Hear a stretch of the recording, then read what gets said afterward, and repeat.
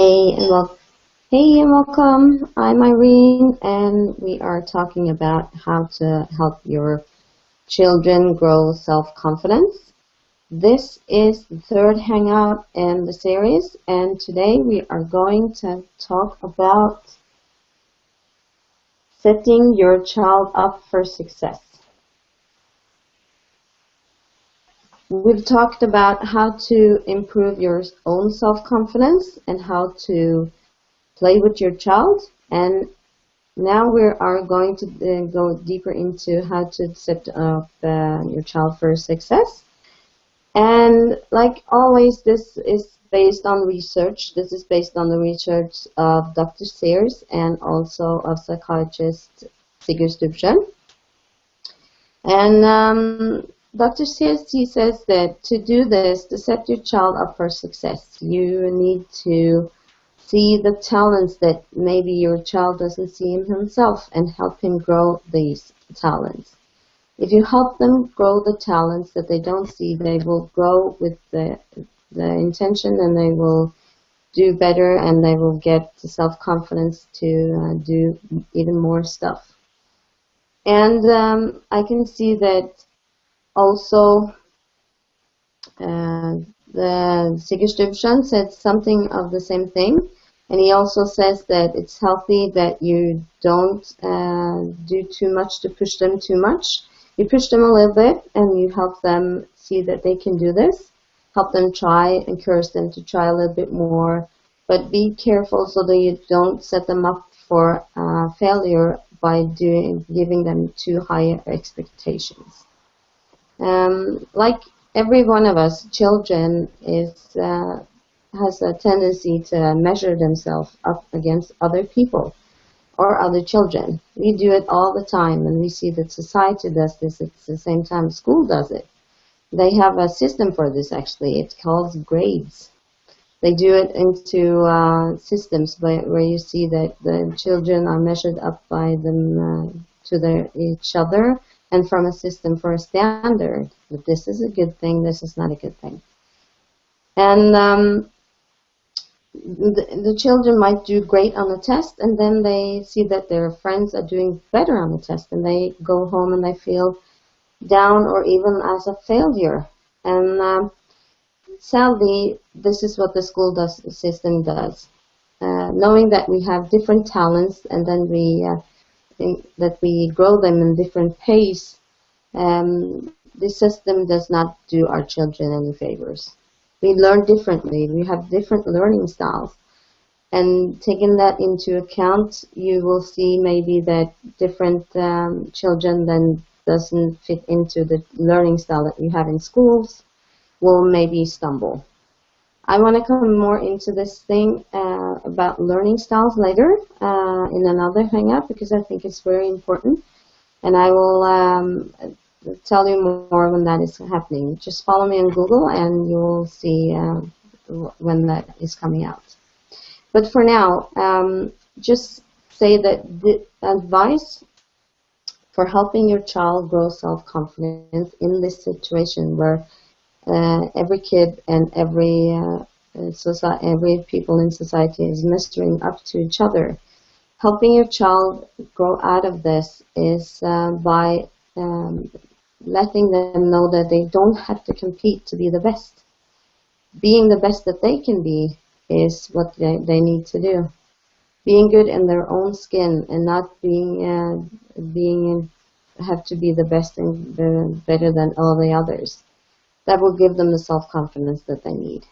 And knowing this and growing up with this feeling giving to them from their parents, they will actually feel like, okay, it's not that big a deal that my friend got a better grade in school or does better in the football match, because I did my best, and that's the main important thing.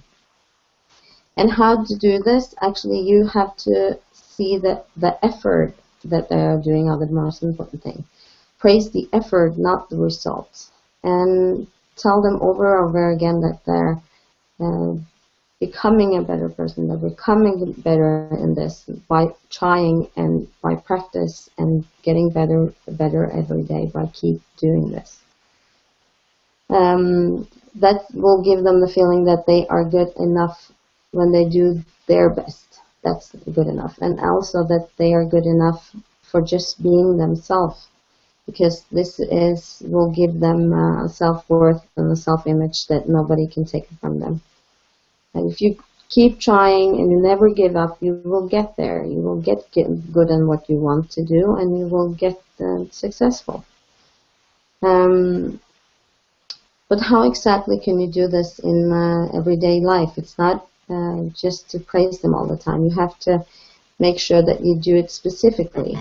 Dr. Sears says that you can also do this by giving your child a lot of eye contact, touch, and focused attention.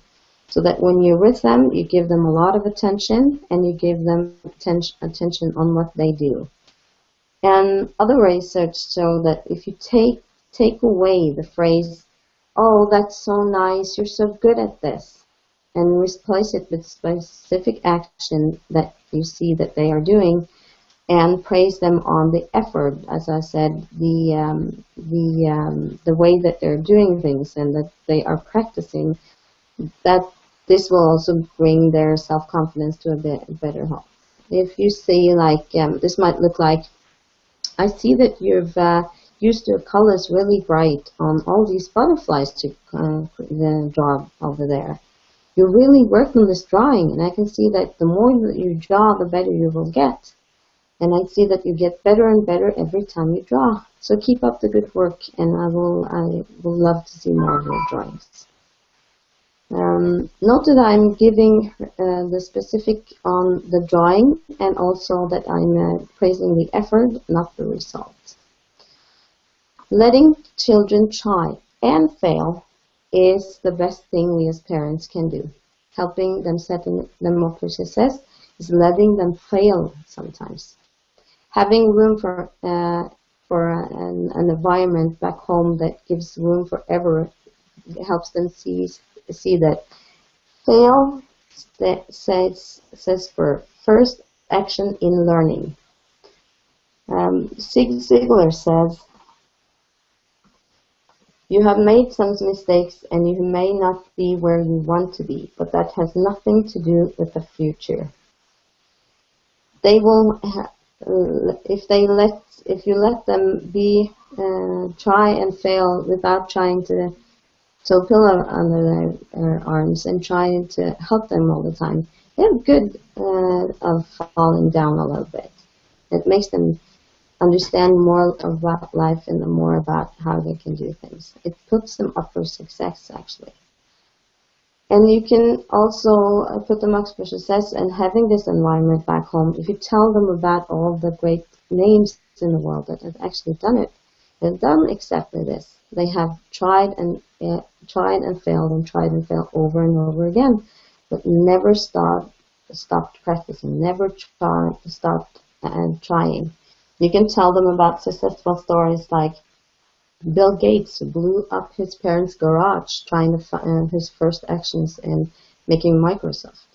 You can tell them about Thomas Edison, that was interviewed asking how does it feel to have failed so many times, where he replied, "I have not failed. I have just found 10,000 ways not to make a light bulb."